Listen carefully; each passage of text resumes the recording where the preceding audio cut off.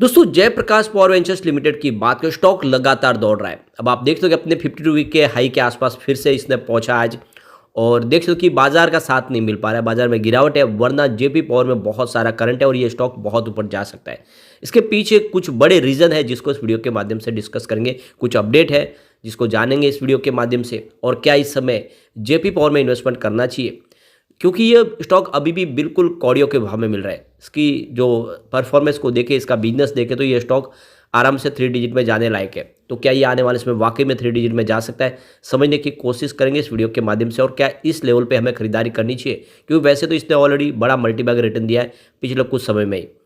यहाँ पे सबसे जो बड़ी बात है, फंडामेंटली कंपनी मजबूत हो चुकी है, इसका मार्केट कैप भी बढ़ चुका है और अब क्वार्टर 3 आने वाला है। क्वार्टर 3 की कैसी संभावना रह सकती है उसको भी समझेंगे इस वीडियो के माध्यम से।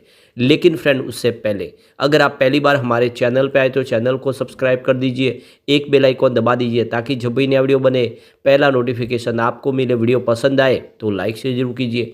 चलो फ्रेंड्स, वीडियो स्टार्ट करते हैं। मैं हूँ आपका दोस्त एस बी दवे और हमारे अपने चैनल ऑनलाइन कमाई में आपका बहुत बहुत स्वागत है। तो सबसे पहले अगर हम बाजार की बात करें, इस समय 11 साढ़े 11 का टाइम है। बीएसई सेंसेक्स 71,701 के स्तर पर है, जहाँ पे 324 पॉइंट की गिरावट है, यानी 0.45% डाउन है बीएसई सेंसेक्स। अब ग्लोबल मार्केट के जो सिग्नल वीक थे उसका असर देखने को मिल रहा है और बाजार में ऊपर के लेवल से प्रॉफिट बुकिंग आ रही है। पिछले शानदार प्रदर्शन किया, सारे स्टॉक काफ़ी अच्छे दौड़े और बाजार ऑल टाइम हाई पे गया। ऊपर से अब थोड़ा सा दबाव देखने को मिल रहा है, लेकिन निफ्टी एनर्जी आज पॉजिटिव है। 34,251 के स्तर पे 0.10% की तेजी है। तो भले ही बाजार में बड़ी गिरावट, निफ्टी एनर्जी थोड़ा ठीक लग रहा है। और जेपी पावर का देख सकते हो कि काफ़ी शानदार आज का सफर रहा है। स्टॉक की शुरुआत 17 पर हुई, पॉजिटिव शुरुआत हुई। क्लोजिंग थी देख सकते हो कि फ्राइडे की 16.85 के आसपास। इंट्राडे में 17.45 का इसने हाई भी बनाया, लेकिन जो लो है वो 16.85 का है, यानी कल के स्तर तक स्टॉक गया। लेकिन अब देख लो कि 17.5 से स्टॉक फिर से प्रॉफिट बुकिंग की वजह से थोड़ा सा नीचे आया, इस समय 17.10 के आसपास, जहाँ पे 1.48% की तेजी देखने को मिल रही है। तो काफ़ी अच्छा करंट है, लेकिन बाजार में वेट एंड वॉच किया जा रहा है क्योंकि बाजार नरम है। स्टॉक की बात करें तो दिसंबर 2007 में ये स्टॉक 140 के आसपास ट्रेड किया करता था। अब आप ये समझ ही सकते हो कि 2007 जब सेंसेक्स की अगर हम बात करें तो उस समय सेंसेक्स 10-15 हज़ार पॉइंट के आसपास था। उस समय इसकी प्राइस 140 के आसपास थी। अब सेंसेक्स पहुंच गया है 71,000 के ऊपर।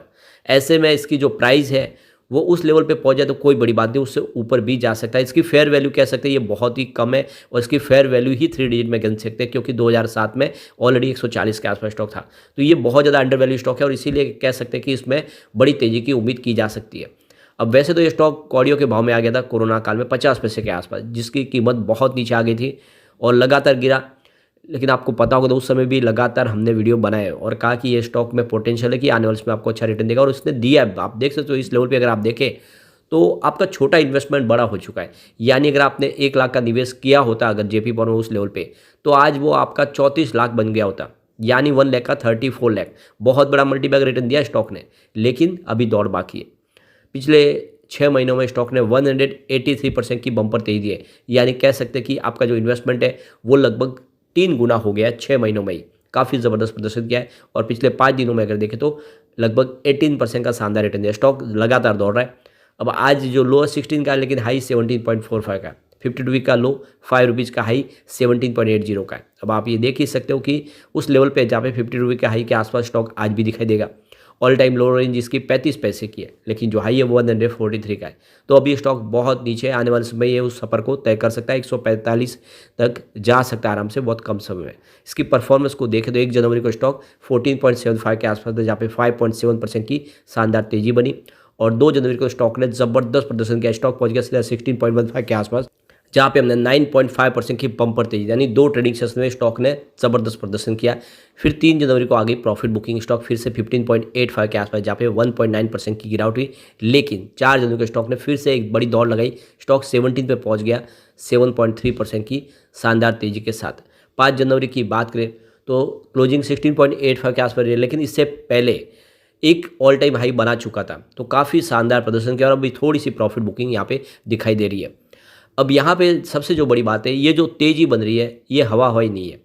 जितने पावर शेयर, चाहे रिलायंस पावर हो, जेपी पावर हो, इस तरह के जो पावर सेक्टर के शेयर है, उसमें तेज़ी बनने के पीछे वजह कि टैरिफ हाइक की जा रही है। अपनी जो आप देखें जो प्रति यूनिट जो प्राइस है उसको बढ़ाया जा रहा है। अलग अलग राज्यों के हिसाब से सब लोग इसकी प्राइस को इस समय बढ़ा रहे हैं और इसका सीधा फायदा इन पावर सेक्टर की कंपनियों को, इनका रेवेन्यू बढ़ता हुआ दिखाई देगा और इसी ने यहाँ पे जो है एक शानदार वातावरण बनाया। और जो मार्केट एक्सपर्ट है उनका भी कहना है कि पावर सेक्टर के शेयरों में इस समय आप निवेश करें, आने वाले समय में आपको अच्छा रिटर्न मिल सकता है। अगर आपको घाटा भी हो रहा है तो ऊपर के लेवल से आप फंसे तो इस लेवल से खरीदारी करके आप अपने जो घाटे को कम कर सकते हैं, यानी आपका जो एवरेज नीचे आएगा तो आपको जल्दी ही प्रॉफिट भी मिल जाएगा। तो यहाँ पे जो बड़ी अपडेट है कि महाराष्ट्र गवर्नमेंट ने अब टैरिफ हाइक करने की यहाँ पे अनाउंसमेंट कर दी है। तो देख सकते हो कि करीब 300 इलेक्ट्रिसिटी के ऊपर एक्स्ट्रा पे करना होगा यूजर्स को। और जो इसके पीछे वजह यह है कि सरकार लगातार जिस तरह से खर्च बढ़ रहे हैं उस हिसाब से टैरिफ हाइक करने की प्लानिंग शुरू कर चुके हैं।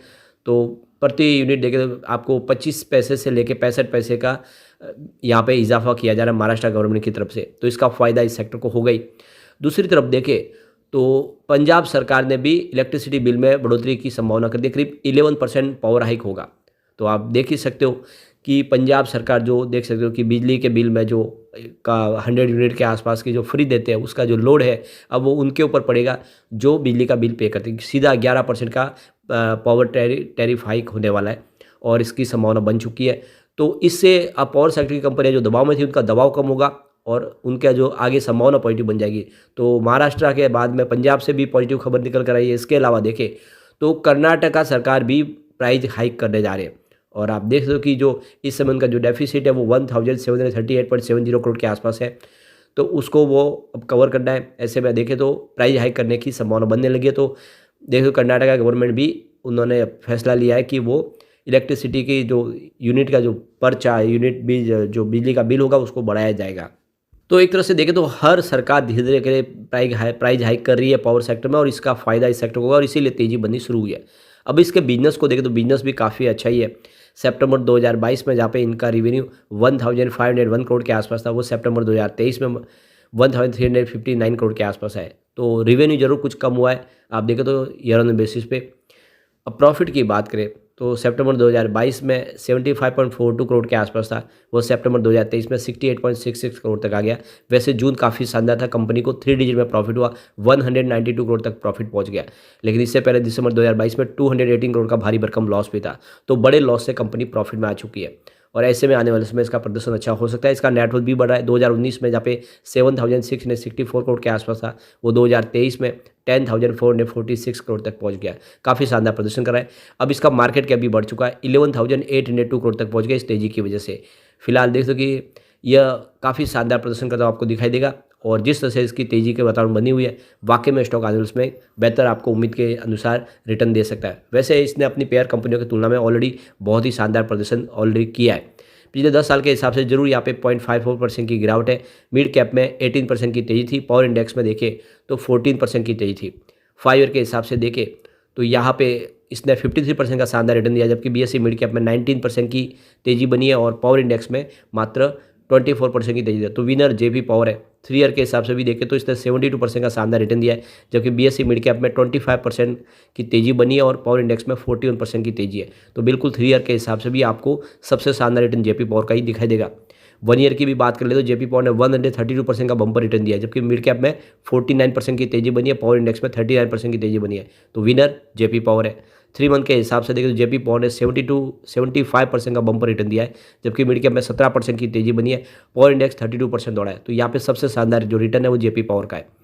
1 मंथ के हिसाब से भी देखें तो 23% का पॉजिटिव रिटर्न दिया JP पावर ने, जबकि मिड कैप में 6% की तेज़ी बनी है, पावर इंडेक्स में 4% की तेज़ी है। तो सबसे शानदार रिटर्न JP पावर का ही है। ईयर टू डेट के हिसाब से JP पावर ने 23% का ज़बरदस्त जंप दिखा है, जबकि मिड कैप में मात्र 2% की तेज़ी है और पावर इंडेक्स में 3% की तेज़ी है। तो अपनी पेयर कंपनी की तुलना में देखें पावर इंडेक्स के मुकाबले में या मिड कैप के मुकाबले इसका रिटर्न सबसे शानदार है और ऐसे में लॉन्ग टर्म इन्वेस्टर के लिए अच्छा मौका है। खरीदारी करें, आने वाले इसमें JP पावर फिर से 3 डिजिट में जा सकता है, इसके अंदर वो सारी संभावना है।